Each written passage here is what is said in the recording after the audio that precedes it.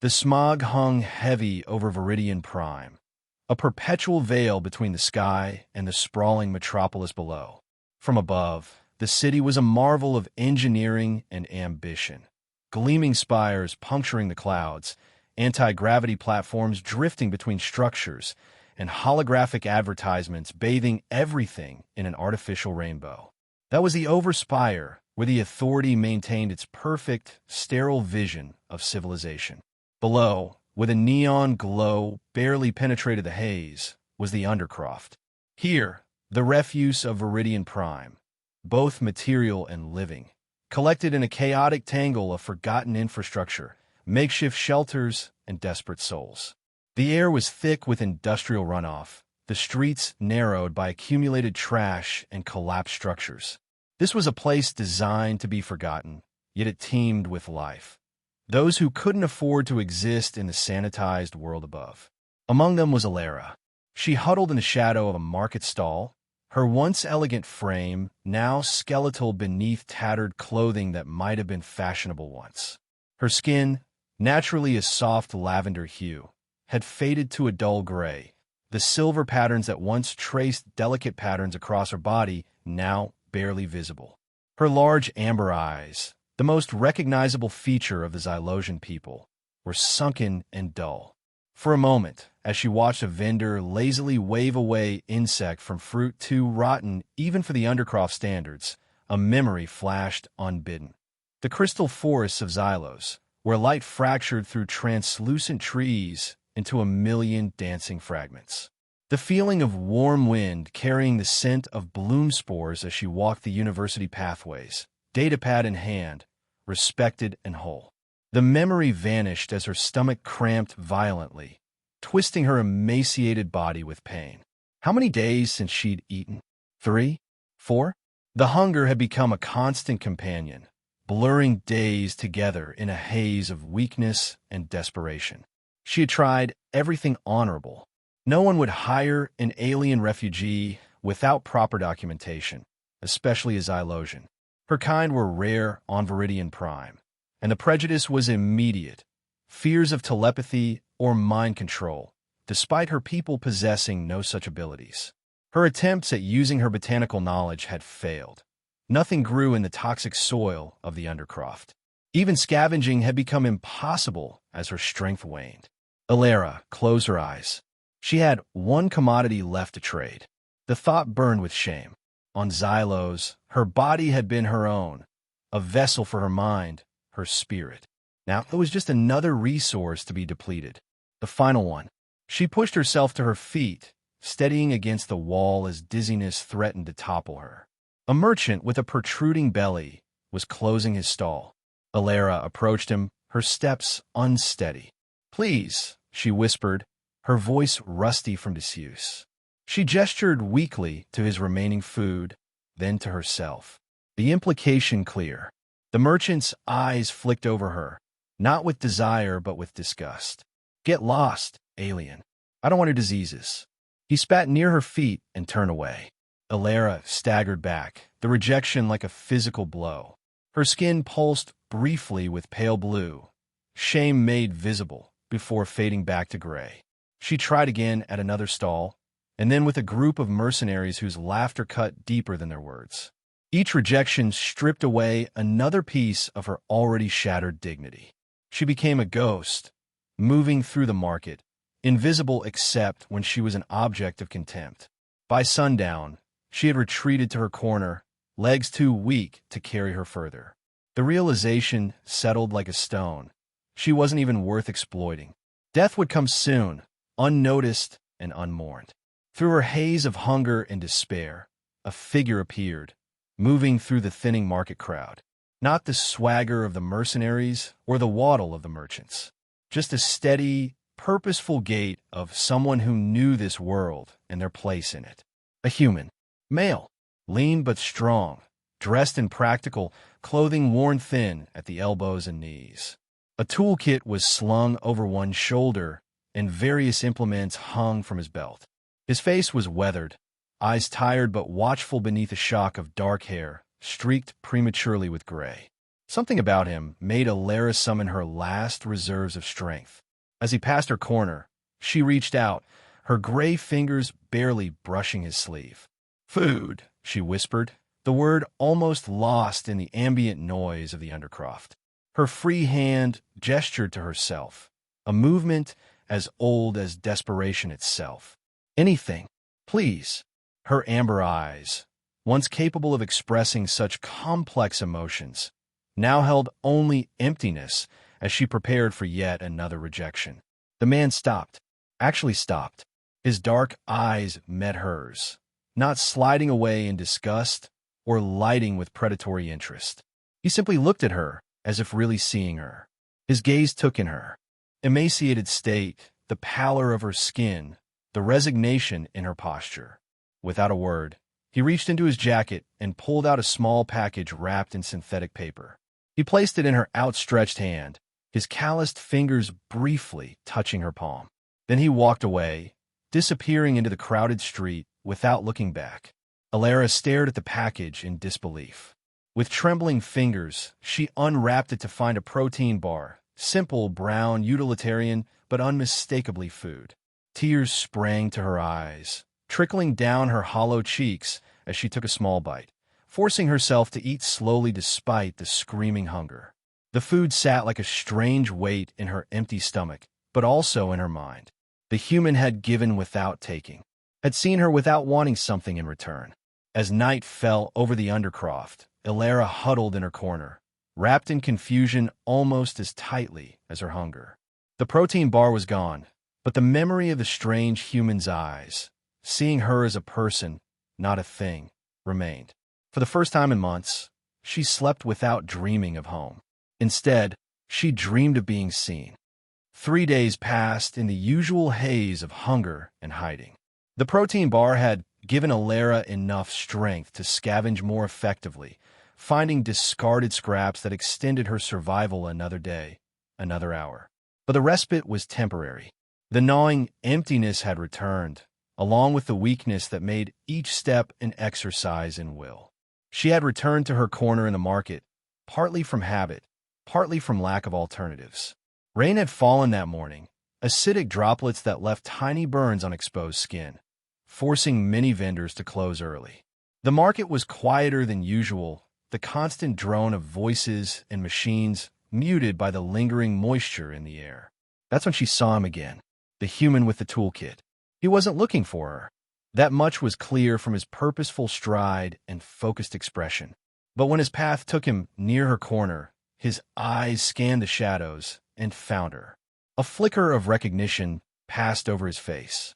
This time, he changed course deliberately, approaching her directly. Alara pressed back against the wall, uncertain. In her experience, when someone sought you out in the undercroft, it rarely ended well. But the human simply crouched a respectful distance away, bringing himself to her eye level. From his pack, he produced another protein bar, similar to the first, and a small sealed container of water. Clean water, not the yellowish liquid that dripped from undercroft pipes. "Here," he said, his voice low and rough, as if seldom used. He placed both items on the ground between them, not forcing her to take them from his hand. Alara reached for the offerings, her eyes never leaving his face. "Why?" she managed to ask, the word scratchy in her dry throat. The human shrugged one shoulder. "You need it," he said simply. Then, after a pause, "I'm Reese." She clutched the water to her chest, its coolness seeping through her thin clothing. "Alara," she replied, her own name strange on her tongue after so long being nameless. Reese nodded once, as if confirming something to himself. He didn't smile. His face seemed unused to the expression, but something in his eyes softened slightly. Without another word, he rose and continued on his way, leaving Alara with her unexpected treasures. The pattern continued. Every few days, Reese would appear, sometimes with food, sometimes with water, once with a thin thermal blanket when the recycled air turned bitter cold. Their exchanges remained minimal, a word or two, a nod, occasionally a question about immediate needs. Never pity in his eyes, never the expectation of payment. Just this simple acknowledgement of her existence. Alara began to watch for him, not just for the sustenance he provided, but for the momentary connection to another being who saw her as something more than trash or a potential victim. She started noticing things: how he walked with a slight limp when tired, how his hands were always stained with machine oil, how he gave a wide berth to authority patrols. One day, after nearly 2 weeks of these brief encounters, Reese arrived looking more haggard than usual. A fresh cut marked his temple, and he moved with the stiffness of someone nursing bruised ribs. "You're hurt," Alara said, the most words she'd strung together for him so far. Reese touched his temple absently. Disagreement with a client. His mouth twisted in what might have been an attempt at humor. He thought my repairs should be free. Alara found herself studying the wound with professional interest. "It needs cleaning," she said. Before her courage deserted her, she offered, "I could help." Surprise flickered across Reese's face. He seemed about to refuse, then reconsidered. "All right," he said finally. He led her away from her corner, through a labyrinth of alleys and passageways that twisted between and, sometimes through the massive support structures of the overspire. Alara followed, her heart racing with a mixture of hope and apprehension. This could be a trap, a slow-sprung, one designed to lull her into trust before springing shut. But Reese had never given her reason to fear him. And what choice did she have? The Undercroft was killing her slowly. At least this was a change. They arrived at a dilapidated building wedged between 2 larger structures, like an afterthought in the city's design. Inside, they climbed 5 flights of stairs, Alara having to pause frequently, her strength still a fickle thing, before reaching a reinforced door with multiple locks. Reese's home was a single room, but to Alara, it might as well have been a palace. It was dry, relatively clean. The air smelled of metal and oil rather than rot and waste. One wall was lined with shelves holding tools, parts, and mysterious devices in various states of repair. A narrow bed occupied one corner, a compact cooking unit another. The center of the room was dominated by a workbench covered in projects. "It's not much," Reese said, watching her reaction with what might have been self-consciousness. Alara struggled for words. "Safe," she finally said, the highest praise she could imagine. Reese showed her to a small sink where she could wash, a luxury that brought tears to her eyes. The water was cold but clean, and she scrubbed her hands and face until her gray skin almost looked lavender again. He brought her a medkit, and she carefully cleaned his wound. Her fingers remembered the skills from another life. She had been studying to be a botanical healer before the war. Reese sat patiently under her ministrations, his dark eyes studying her with quiet intensity. "Why are you helping me?" she finally asked, the question that had burned in her mind for weeks. Reese was quiet for so long she thought he might not answer. "You remind me of someone," he finally said. "My sister. After the collapse of the Eastern Sector, the Authority abandoned everyone there. She didn't make it." His voice was flat, but Alara's sensitive eyes caught the nearly imperceptible color shift in his aura. Grief, old but still potent. "I'm sorry," she said softly. "It was a long time ago." Reese shifted uncomfortably, clearly unused to speaking so much. "You can stay. Tonight, if you want. It's going to rain again." The offer hung in the air between them, fragile and monumental. Alara's instincts warred. Self-preservation against hope, suspicion against trust. "Just to sleep," Reese added, as if sensing her hesitation. "There's room." He gestured to a small alcove partially screened from the main room. "I'll be at the workbench. I have a project to finish." Later, wrapped in the cleanest blanket she'd felt in months, listening to the gentle tapping of Reese's tools as he worked, Alara realized she was experiencing something she'd forgotten existed. Contentment. Not happiness. That seemed a distant, impossible thing, but the absence of immediate fear. Her exhausted body surrendered to sleep without resistance. She woke once in the night, momentarily disoriented by the unfamiliar surroundings. Through the partial screen, she could see Reese still at his workbench, his profile illuminated by a small lamp. He was repairing what looked like an ancient communication device, his movements precise and focused. In that moment, watching him work in the quiet night, something shifted in Alara's heart. This human who had no reason to help her, who carried his own burdens and scars, had extended a hand when no one else would. It wasn't charity, she realized. It was recognition, one survivor acknowledging another. She drifted back to sleep with the unfamiliar feeling of hope taking tentative root in her chest. "You were an engineer?" Alara asked, carefully soldering a connection on the circuit board Reese had given her to practice on. 3 weeks had passed since that first night, and she had not returned to her corner in the market. Instead, she had gradually carved out a small place in Reese's apartment and his solitary life. She slept in the alcove, now furnished with a proper sleeping mat. During the day, while Reese was out collecting salvage or completing repair jobs, she organized his chaotic collection of parts, discovering a natural affinity for the work that surprised them both. Reese, seated across the workbench, glanced up from the drone he was dismantling. "Senior systems technician," he corrected. "For the Authority." Alara's amber eyes widened slightly. Working for the Authority was prestigious, secure, a life as far from the Undercroft as one could imagine. "What happened?" she asked, then immediately regretted the question. Reese rarely spoke about his past. To her surprise, he answered, "I saw things. Decisions made by people who never had to see the consequences." His hands continued, working even as his gaze turned distant. The eastern sector collapse wasn't an accident. It was a calculation. Too expensive to maintain, too difficult to control. So they redirected power, shut down life support to entire blocks. Thousands died. His voice remained steady, but Alara could see the silver patterns on her arms reflecting a deep blue, her empathic response to his pain making itself visible on her skin. "My sister lived there. I was supposed to get her out. Official clearance." His mouth twisted bitterly. "The order came down while I was crossing the border. No more evacuations. Return to station." I disobeyed. By the time I reached her apartment, he trailed off, focusing intently on a particularly stubborn component. "You couldn't go back to the Authority," Alara supplied softly. Reese nodded. "Desertion during emergency protocols carries a neural wipe sentence." He set down his tools and looked at her directly. "What about you? How does Xylosian botanist end up in the Undercroft?" Alara's fingers stilled on the circuit board.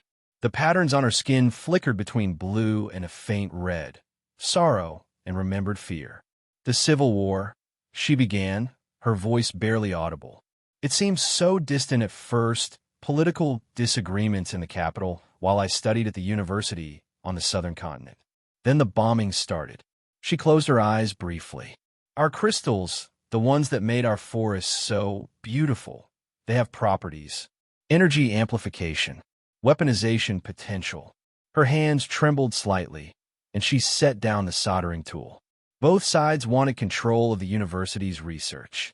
When we refused to choose, She swallowed hard. "The campus was destroyed in a single night. I survived because I was in the underground greenhouse. When I emerged, everything was gone. Everyone was gone." The patterns on her skin had darkened to a deep indigo of grief.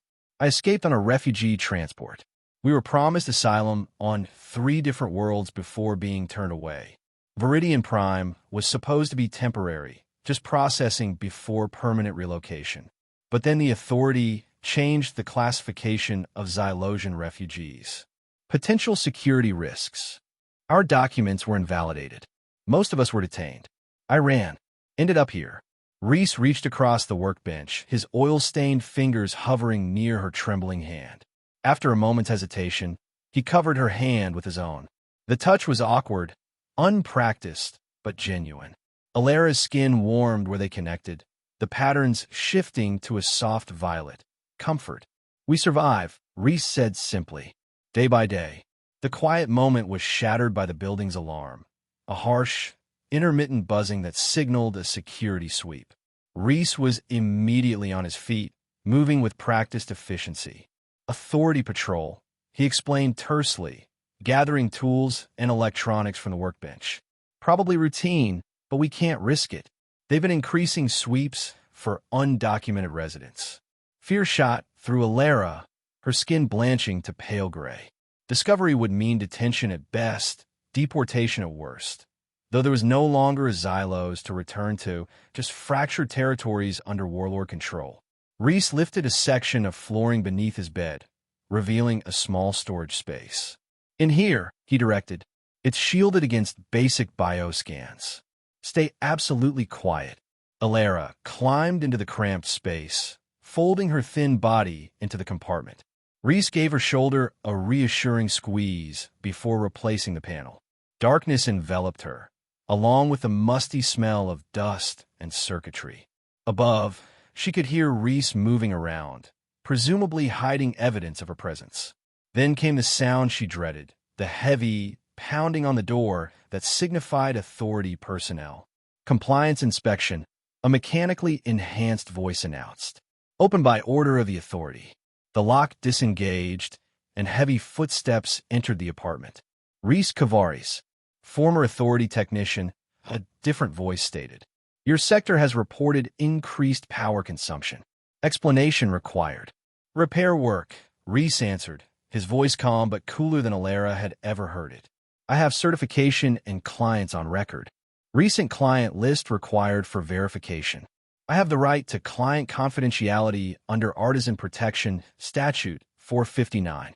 A pause. Overridden during security sweeps. Compliance required. Alara held her breath, her heart hammering so loudly she feared it might be audible through the floor panel. The patterns on her skin were pulsing rapidly with fear-induced adrenaline, giving off a faint luminescence in the darkness. Fine. The list is on my data terminal. Reese's footsteps moved away from where Alara was hidden. There was the sound of data being transferred, then more footsteps, heavier ones, moving around the apartment. Searching. Unusual thermal pattern detected near sleeping area. The mechanical voice announced. Alara froze. The compartment was supposed to be shielded, but if they had upgraded scanners. New heating unit, Reese explained smoothly. Salvage from the western quarter. Still calibrating the output. More footsteps coming closer to her hiding place. Something heavy was moved. Reese's storage trunk. She guessed from the scraping sound. What's this? The second voice again, closer now, almost directly above her. Specialized equipment storage. Reese answered, his voice still steady but with an edge Alara hadn't heard before. Sensitive components for authority-contracted repairs. Open it. It's sealed against atmospheric contamination. Opening it risks damage to... Open it, Kavaris. Now. Alara pressed her hands against her mouth. If they found her, Reese would be implicated. Harboring an undocumented alien carried severe penalties. She shouldn't have stayed. Shouldn't have risked his safety for her comfort. There was a moment of tense silence, then a loud crash from across the room. The sound of something heavy falling and shattering. What the... The voice above her moved away. Containment breach. Possible hazardous material. It's just coolant, Reese said quickly. Non-toxic, but it will damage your equipment if it makes contact. Here, let me contain it. Hurried movements, voices conferring urgently. Alara realized what had happened. Reese had deliberately caused a distraction. Area secured, the mechanical voice finally announced. Warning issued for improper material storage. Fine assessed, 200 credits.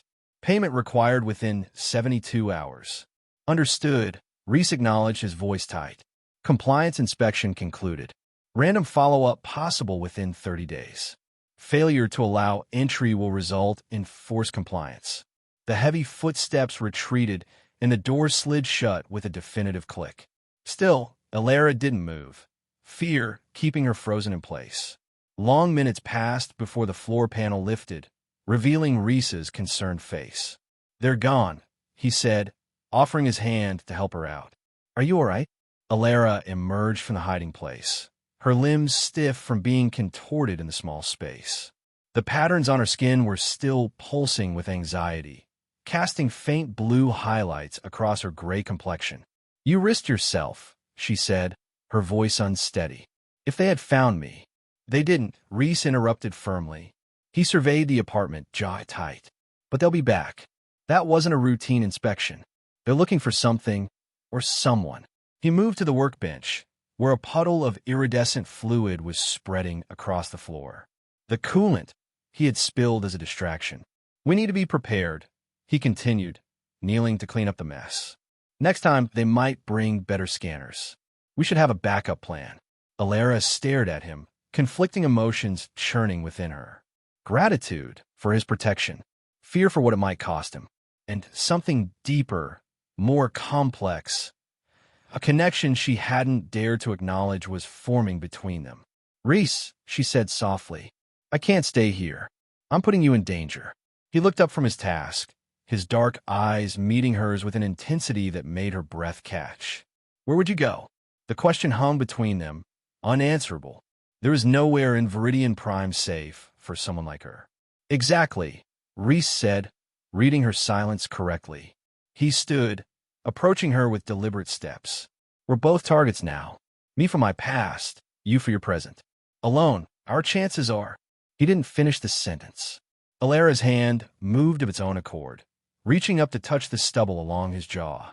Her skin brightened where their flesh connected, the silver patterns shifting to a color she hadn't displayed in years. A warm, luminous gold of connection. Together, then, she whispered, the words both a question and an answer. Reese's hand came up to cover hers, his callous palm warm against her fingers. For a moment, they stood like that, acknowledging without words what had been growing between them since that first protein bar in the market. Together, he agreed, his voice rough with emotion he rarely displayed. That night, as rain pattered against the small window of the apartment, they didn't retreat to their separate sleeping areas. Instead, they sat side by side on Reese's narrow bed, shoulders touching, planning their future in quiet, measured tones. It wasn't romance in any traditional sense. It was something more fundamental. Two broken people recognizing in each other the pieces needed to become whole again. When Alara finally drifted to sleep, her head resting against Reese's shoulder, the patterns on her skin glowed with a steady, gentle warmth that had nothing to do with fear or survival, and everything to do with finding, against all odds, a home. The next 2 weeks passed in a state of heightened vigilance. Reese continued his repair work, but limited his clients and altered his routes daily. Alara remained inside, helping with repairs, but always ready to hide at the first sign of trouble. They both knew they were living on borrowed time. The breaking point came on a muggy evening when Reese returned earlier than expected, his expression grim. He secured the door with additional locks before turning to Alara. "There's a new directive," he said without preamble. "Mandatory bio-scanning at all Undercroft checkpoints. They're looking for non-registered aliens specifically." Alara's skin paled to ashen gray. "Why now? What's changed?" Reese shook his head. "Rumors in the market. Something about resource allocation, immigration policy tightening, political maneuvering in the overspire." He ran a hand through his hair in frustration. "It doesn't matter why. What matters is they're using military-grade scanners. The hiding place won't fool them again." He moved to the workbench and unrolled a tattered physical map, a rarity in itself. "We need to leave Viridian Prime." The words hung in the air, momentous and frightening. Leave the city? Despite its dangers, the Undercroft was a known quantity. Beyond the city limits lay the outskirts, and beyond that, the wastelands, territories reclaimed by nature after the ecological collapse, unpredictable and largely unmapped. "Is that possible?" Alara asked, studying the faded map. "The border checkpoints." "We don't use the checkpoints," Reese interrupted, tracing a path with his finger. "There's an old maintenance tunnel here from before the expansion. It runs beneath the eastern perimeter. The authorities sealed it officially, but I've heard there are people who use it, people who need to disappear." Alara examined the route he indicated, anxiety churning in her stomach. "Even if we make it through, what's out there? How would we survive?" Reese was quiet for a moment, his expression thoughtful. "There are rumors," he finally said, "about communities in the wastelands. People who've rejected the authority, who found ways to live independently. Most think they're just stories, but—" He shrugged. "I've fixed equipment for people who know too much about conditions outside the city to be guessing." You believe these communities exist? I believe there's something out there worth looking for. His eyes met hers. Better than waiting here for the authority to find us. Alara couldn't argue with that logic. Still, the prospect of leaving the city, hostile as it was, for the complete unknown terrified her. She had already lost one home to violence and another to bureaucratic cruelty. The idea of risking what little security she had found with Reese was almost unbearable. As if sensing her thoughts, Reese moved closer, his hand finding hers. "We'll prepare," he promised. "Gather supplies, tools, information. We don't leave until we're ready." Alara squeezed his hand, drawing strength from the contact. "How long do we have?" Reese's expression darkened. "Not long. The new scanners are being deployed sector by sector. They'll reach this area within days." They spent the night planning, inventorying their meager resources, and preparing for a journey with no guaranteed destination. Reese had saved a modest amount of credits, enough for essential supplies, but not enough to buy their way past checkpoints or secure official transport. They would have to rely on stealth, speed, and Reese's knowledge of the city's forgotten infrastructure. 3 days later, as they were testing a portable water purifier Reese had repaired, the building's alarm sounded again, but with a different pattern than before. 3 short bursts followed by a long tone. Sector-wide sweep, Reese translated, immediately moving into action. "We need to go. Now." They had prepared for this possibility. Their escape packs were ready. Food concentrates, water purifiers, basic medical supplies, and a few critical tools.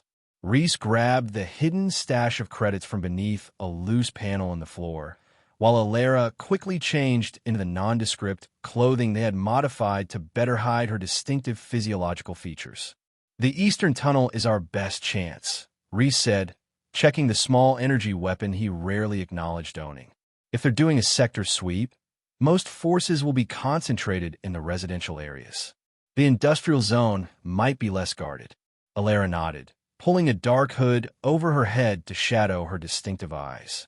The patterns on her skin had faded to near invisibility, a stress response that had evolved in her people for camouflage during danger. They left through a maintenance hatch in the bathroom floor, another escape route Reese had prepared in the weeks following the first inspection. It led to a narrow service corridor used by cleaning drones, barely wide enough for them to crawl through on hands and knees. The journey through the building's infrastructure was claustrophobic and disorienting. Alara focused on Reese's feet ahead of her, fighting against rising panic as the passages narrowed and widened unpredictably. After what seemed like hours, but was likely only 30 minutes, they emerged in a utility room of a neighboring building. "We're 4 blocks east," Reese whispered, helping Alara to her feet. "The industrial zone is another 6 blocks. Stay close. Keep your head down." They slipped into the Undercroft streets, immediately assaulted by the cacophony of sounds and smells that defined the lower city. Authority announcements blared from public speakers, warning residents to remain in their dwellings for the duration of the security sweep. Most ignored the directive. In the Undercroft, compliance often meant missed meals or lost income. Reese led them through back alleys and service corridors, avoiding the main thoroughfares where authority drones would be patrolling. Twice they had to hide as enforcement squads marched past, their faceless helmets scanning the crowds for violations. They were halfway to the industrial zone when disaster struck. As they crossed an open market square, unavoidable due to a collapsed passage in their planned route, an alarm shrieked to life, high-pitched and unmistakable. "Unauthorized life form detected," an automated voice announced. "Security containment initiated." Reese grabbed Alara's hand. "Run!" They sprinted across the square as market-goers scattered in confusion. Behind them, enforcement officers materialized from their patrol routes, converging on the alarm's location. Ahead, the narrow entrance to an alley offered their only escape route. "Halt by order of the authority," a mechanically enhanced voice commanded behind them. Reese pulled Alara into the alley, his grip on her hand almost painful. They ran blindly, taking turns without thinking, just trying to put distance between themselves and their pursuers. The sounds of boots and mechanical whirring followed them, enforcement officers and their drone assistants in pursuit. There! Reese pointed to a rusted access door set into the side of a manufacturing plant. They dodged between enormous waste containers, reaching the door just as a drone rounded the corner behind them. Reese slammed his palm against the ancient access panel, which remarkably lit up green. The door slid open with a protesting screech. They tumbled inside, Reese immediately forcing the door closed behind them. "They'll override it soon," he panted. "We need to keep moving." The manufacturing plant was a cavernous space filled with outdated assembly lines and robotic workers that continued their programmed tasks despite the facility's apparent abandonment. The air was thick with metallic dust that made breathing difficult. "This connects to the Eastern Industrial Complex," Reese explained as they jogged between hulking machinery. "If we can reach the lower levels, there's a waste disposal system that feeds into the maintenance tunnel I told you about." Behind them, the access door shrieked as it was forced open. Shouts echoed through the manufacturing floor. Their pursuit hadn't given up. They found a service elevator, little more than an open platform with a safety cage, and Reese pried open the manual control panel. With a few quick adjustments, the platform lurched downward, descending into the facility's lower levels. The basement level was a maze of pipes, conduits, and waste management systems. The lighting was minimal, emergency strips casting everything in a sickly green glow. The air grew progressively damper and more fetid as they navigated the labyrinth. "Almost there," Reese encouraged, though the strain was evident in his voice. They'd been running for nearly an hour, and even Alara could tell he was favoring his right leg, his old injury protesting the abuse. They rounded a corner and found themselves facing a massive circular opening, at least 3 meters in diameter, with a slow-moving current of wastewater flowing through it. A narrow maintenance walkway ran along one side. "The eastern outflow," Reese confirmed. "It runs for about 2 kilometers before reaching the old maintenance tunnel. From there, it's another 3 to the outer barrier." Alara stared at the dark tunnel, the putrid water, the slime-covered walkway. This was their path to freedom, through filth and darkness to an uncertain future. Behind them, the distant sound of the elevator platform rattled down the shaft. Their pursuers had figured out their escape route. "No time to hesitate," Reese said, stepping onto the narrow walkway. He held out his hand to Alara. "Together, remember?" She took his hand, the patterns on her skin briefly pulsing gold despite her fear. Together, they made their way along the walkway as quickly as safety would allow. The surface was treacherous, covered in slick biofilm that threatened to send them plunging into the fetid current below. The air was nearly unbreathable, heavy with methane and decay. Alara's sensitive respiratory system struggled, each breath becoming a conscious effort. After what seemed like hours, the tunnel widened into a junction chamber where several outflow pipes converged. Reese led them to a rusted maintenance door set into the wall above the waterline. Unlike the previous door, this one had no electronic components, just an ancient mechanical wheel lock. Reese strained against it, the muscles in his arms and back visibly tensing with effort. For a terrifying moment, it seemed immovable, frozen by decades of disuse. Then, with a screech that echoed painfully in the enclosed space, it began to turn. "Help me," he grunted, and Alara added her strength to his. Together, they managed to rotate the wheel enough for the locking mechanism to disengage. The door swung inward with a waft of stale but less putrid air. They slipped through, Reese pulling the door closed behind them and engaging a manual lock from the inside. "This should slow them down," he said, though they both knew it was only a temporary obstacle for authority enforcement. The maintenance tunnel was tall enough to stand in, but narrow enough that they had to walk single file. Unlike the city's active systems, this passage was from an earlier era, concrete and metal rather than synthetic composites, lit by emergency phosphor strips that cast just enough light to avoid walking into walls. They moved as quickly as they dared, constantly listening for sounds of pursuit. The tunnel seemed to go on endlessly, occasionally branching or intersecting with other abandoned passages. Reese navigated with confidence, though Alara suspected even he wasn't entirely certain of their route. Finally, after countless turns and several nerve-wracking moments when distant noises had them freezing in place, they reached a vertical shaft with a ladder leading upward. "This is it," Reese whispered. "The barrier maintenance access. Once we're through, we'll be outside Viridian Prime." The climb was arduous, particularly for Alara, whose strength had never fully returned from her time of starvation. Reese went first, occasionally reaching down to help her over difficult sections where rungs were missing or corroded beyond safe use. At the top, they encountered another wheel lock, this one even more resistant than the first. It took their combined strength and Reese's toolkit to finally break it free. As the hatch above them opened, fresh air, truly fresh, not the recycled atmosphere of the city, rushed down the shaft. They emerged into darkness. Night had fallen during their underground journey. They found themselves in a concrete drainage channel overgrown with vegetation. Above them loomed the barrier that encircled Viridian Prime, a massive wall of energy-conductive material that rose at least 50 meters high, topped with sensor arrays and defensive systems. But they were on the outside of it. "We did it," Alara breathed, hardly daring to believe they had actually escaped the city. The patterns on her skin brightened with relief and wonder, small points of light in the darkness. "Not safe yet," Reese cautioned, helping her out of the channel. "The outer perimeter is still patrolled. We need to reach the cover of the wasteland growth before dawn." They oriented themselves using the barrier as reference, then set off eastward where the artificial illumination of the city was dimmest. The terrain was unlike anything Alara had experienced since arriving on this world. Uneven, unpredictable, alive.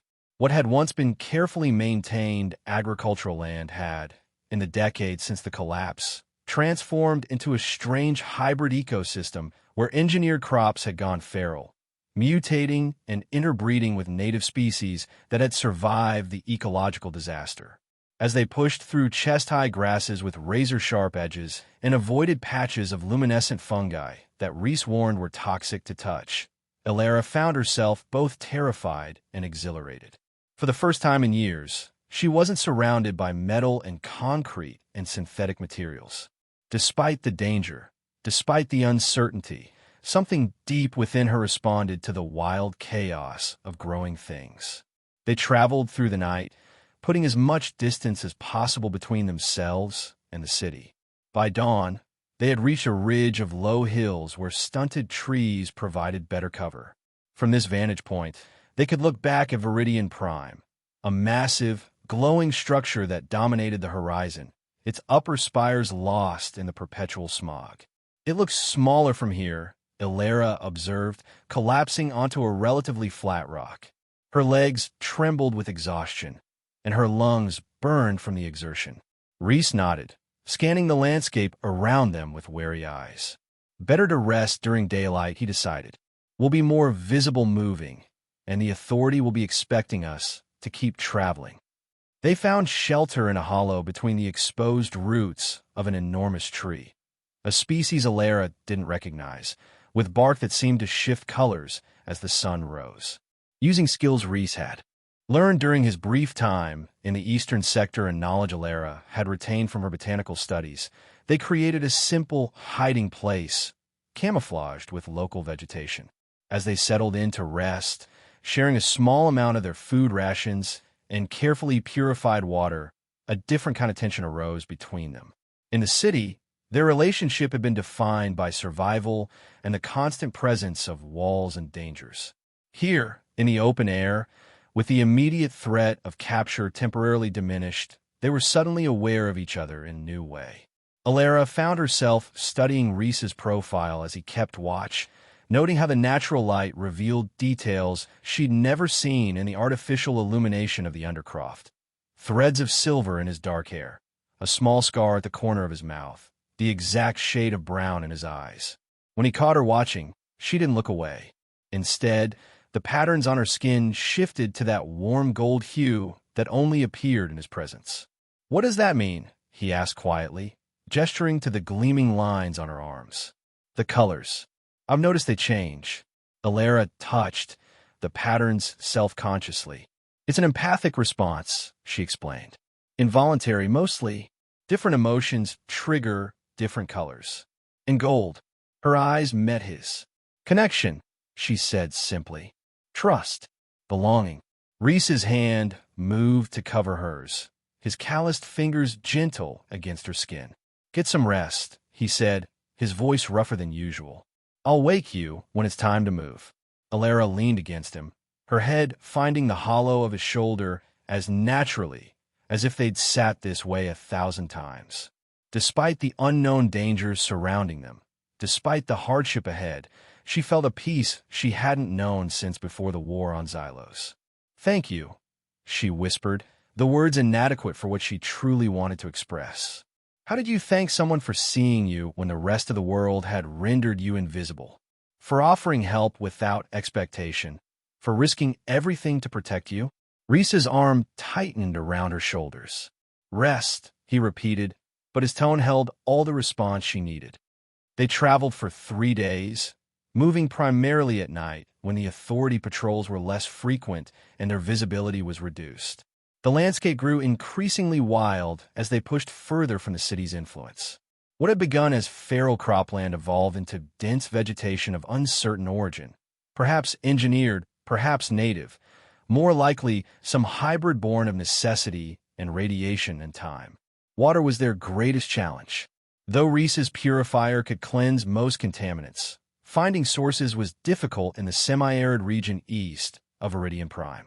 Twice they were forced to detour miles from their intended path to locate streams indicated on Reese's outdated map. On the 4th night, as they picked their way through a forest of twisted, membranous trees that seemed to whisper as the wind passed through their translucent leaves, Reese suddenly raised his hand, signaling Alara to stop. Listen, he whispered. At first, Alara heard nothing beyond the eerie susurration of the trees. Then, as she focused, she detected a rhythmic sound in the distance, a mechanical pattern too regular to be natural. Harvester, she whispered, recalling the enormous machines Reese had described that sometimes ventured from the city to collect resources from the wastelands. Reese shook his head. Too small. Sounds like a water pump. His expression grew cautiously hopeful. Could be a settlement. They approached with extreme caution, moving from shadow to shadow, stopping frequently to listen. The mechanical sound grew louder, definitely a pump or generator of some kind, working steadily in the darkness. Finally, they reached the edge of a strange forest. Before them lay a small valley, illuminated by the 3 moons that had risen in staggered formation. At the center of the valley was a cluster of structures.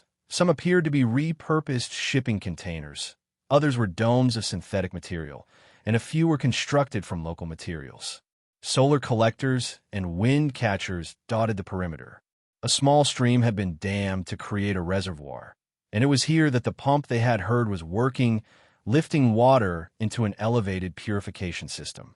It's real, Alara breathed, the patterns on her skin brightening with wonder. The communities you mentioned. Reese's expression was guarded. Could be independent. Could be an authority outpost. We need to be careful. They observed the settlement for over an hour, noting the movement of figures between buildings, the lack of obvious weapons or defensive systems, the small plots of cultivated land surrounding the structures. It appeared to be a functioning, peaceable community, but appearances could be deceiving. As they debated their approach, the decision was made for them. A voice spoke from the darkness behind them, calm but firm. That's far enough, strangers. They whirled to find themselves facing a woman holding what appeared to be a modified farming tool, functional as both implement and weapon. She was middle-aged, with dark skin weathered by sun and wind, and eyes that held neither fear nor immediate hostility. We mean no harm, Reese said slowly, keeping his hands visible. We're just travelers. The woman studied them, her gaze lingering on Alara's alien features, visible now in the moonlight. From the city? She asked, though it wasn't really a question. Reese nodded. Seeking refuge. Authority? No. Reese's reply was immediate and vehement. The opposite. The woman considered this, then gestured with her implement. Your weapons. Place them on the ground. Reese carefully removed his energy weapon and a knife from his boot, setting them down. Alara, who carried no weapons, simply held her empty hands out. The woman nodded, seemingly satisfied with their compliance. "I'm Mira," she said. "This is Haven Grove. We have rules. First one is, everyone contributes. Second, no violence. Third, no technology that draws attention." She had Reese's toolkit. "If you're looking for a place to rest before moving on, we can offer that. If you're looking for more, that depends on the community's decision." "We understand," Reese said. "We're willing to work, to contribute." Mira studied them a moment longer, then her expression softened slightly. "You both look half dead on your feet. Cool, mate. We'll get you food and water, and you can meet the council in the morning." She led them down into the valley, along a well-worn path that wound between the cultivated plots. As they approached the settlement, Alara noticed details hidden from their distant vantage point. The careful integration of technology and natural systems, the way buildings were positioned to maximize passive heating and cooling, the absence of waste or excess. Other residents emerged as Mira called out their arrival. Many showed signs of hardship, scars, missing limbs, the gaunt look of those who had known hunger. But their eyes held something Alara hadn't seen in Viridian Prime: purpose. They were cautious of the newcomers, but not hostile, their curiosity evident in their expressions and murmured comments. What struck Alara most was the diversity. Humans of various ethnicities were present, but so were several other species she recognized: a Trellian with their characteristic ridged cranium, a pair of scaled Vashti working together on an irrigation system, even another Xylosian, though from a different region than Alara based on their deeper blue coloration. Mira brought them to a communal building at the center of the settlement, a circular structure with a domed roof that appeared to be constructed from reclaimed materials reinforced with local resources. "You can rest here tonight," she said, showing them to a small alcove with simple sleeping mats. "There's food in the common area. In the morning, you'll meet with the council. They'll decide if you can stay." After she left, Alara turned to Reese, the patterns on her skin shifting rapidly through colors that reflected her tumultuous emotions: hope, anxiety, disbelief. "It's real," she whispered. "A place where different species live together, outside the authorities' control." Reese nodded, his expression reflecting his own cautious optimism. "It's what we were looking for," he agreed, then added, "but we'll still need to prove ourselves. Communities like this don't survive by being careless about who they accept." They ventured into the common area, where several residents were sharing a simple but nourishing meal of cultivated vegetables, what appeared to be synthetic protein, and bread baked from local grains. The conversations dimmed briefly as they entered, but resumed after Mira introduced them as travelers seeking temporary shelter. Alara found herself seated beside the other Xylosian, who introduced himself as Tarek. The familiar cadence of his speech, even in the common language, brought an unexpected tightness to her throat. "I thought I was the only one," she admitted, her voice barely audible. Tarek's patterns shifted to a sympathetic blue-green. "Many of us thought the same," he said. "There are others, scattered. Some in communities like this, some still in cities, hiding." He studied her closely. "You've had a difficult journey." It wasn't a question, but Alara nodded anyway.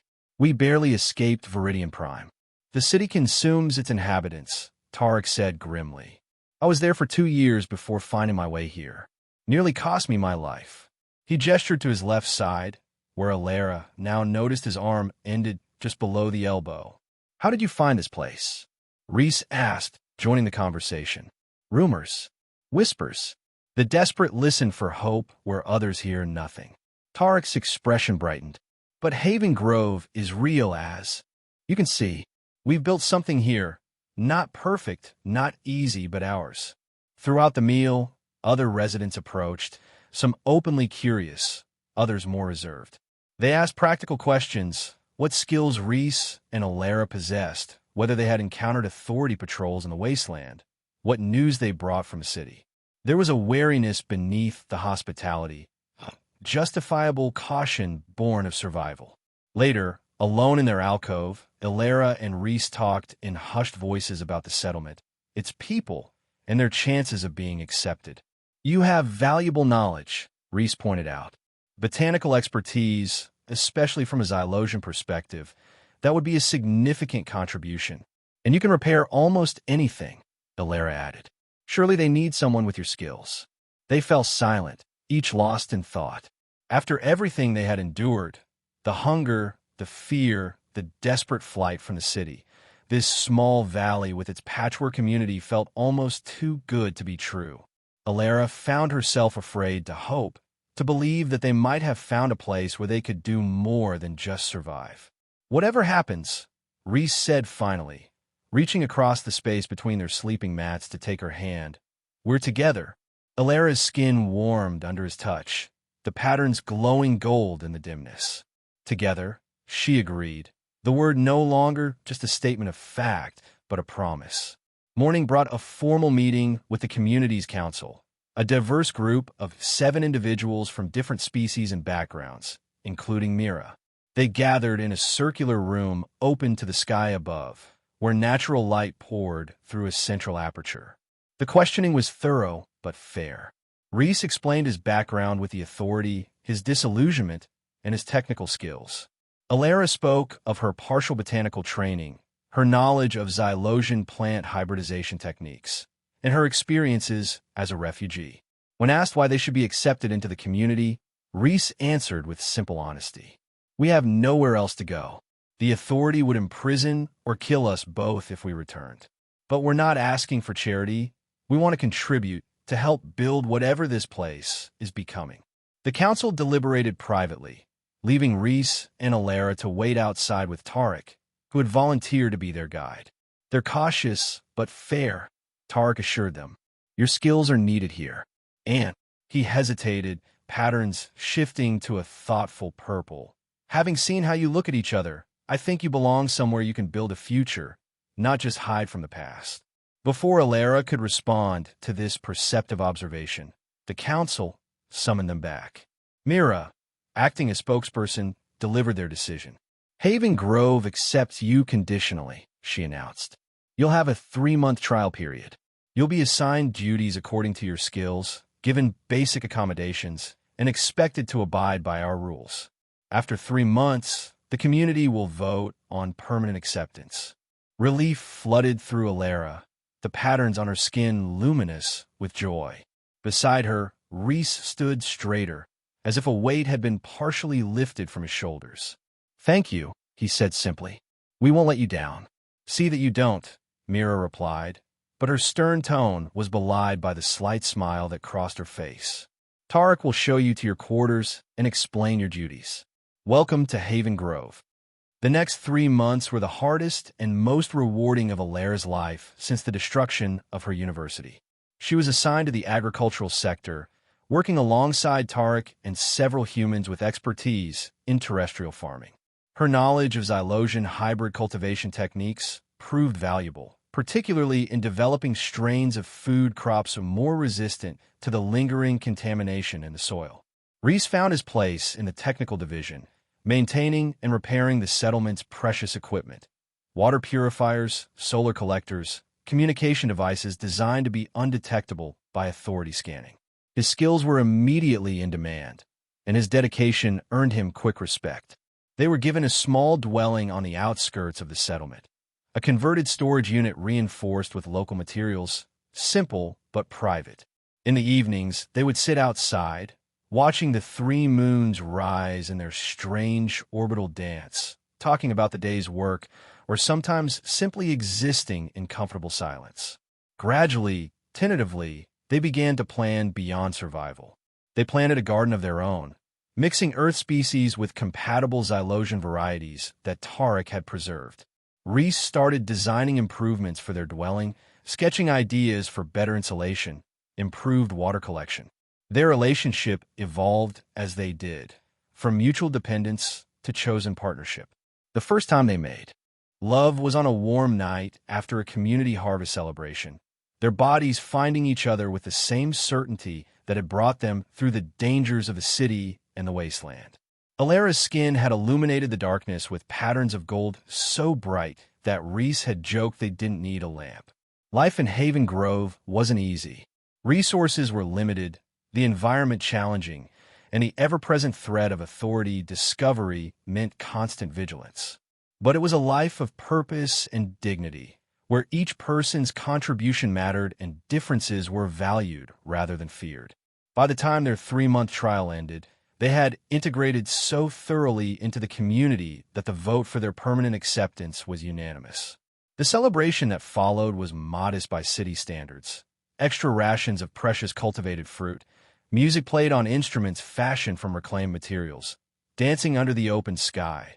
But to Alara, it was more meaningful than any luxury the Overspire could have offered. That night, as they walked back to their dwelling, Reese stopped at the crest of the small hill that overlooked the settlement. In the moonlight, Haven Grove was a collection of warm lights surrounded by darkness, a fragile, defiant statement of community in a world fractured by fear and control. "I never thought I'd find this again," he said quietly. "Find what?" Alara asked, the patterns on her skin shifting to a curious violet in the darkness. "Home," Reese replied simply. He turned to face her, his expression more open than she had ever seen it. "Not a place. People. Belonging." Alara moved closer, her hand finding his. "I thought I'd lost everything when Xylos fell. My planet, my stedes, my fitira. Then I was invisible in Viridian Prime, just a starving alien no one cared about." Her skin brightened as she spoke, the patterns telling their own story of loss and rediscovery. "Until you saw me. I saw myself," Reese admitted. "Another survivor. Another person the authority decided was disposable." His fingers tightened around hers. "I didn't expect to find this." Words were insufficient for what had grown between them, so Alara didn't try to find them. Instead, she let her skin speak for her, the patterns shifting to that now familiar gold that signified connection, trust, love, emotions she had thought lost forever in the wreckage of her former life. They stood there, silhouetted against the night sky, two beings from different worlds who had found each other against impossible odds. Below them, Haven Grove continued its quiet existence, a fragile flame of cooperation and hope in a darkened world, proof that even in the shadow of control and fear, community could thrive. And above them, beyond the lingering haze of a distant city, stars were visible, countless points of light that had witnessed the rise and fall of civilizations, the destruction and rebirth of worlds. Alara looked up at them, no longer feeling lost in their vastness. She had found her place in the universe. Not the one she had been born to, but one she had chosen, alongside a human who had seen value in her when no one else would. The future remained uncertain. The authorities still ruled Viridian Prime with its iron grip. The wastelands were still dangerous, unpredictable. Haven Grove's existence was still precarious, dependent on secrecy and vigilance. But for now, in this moment, Alara was no longer a refugee, and Reese was no longer a deserter. They were builders, contributors, partners. They belonged. And in a world where belonging was the rarest resource of all, that was everything.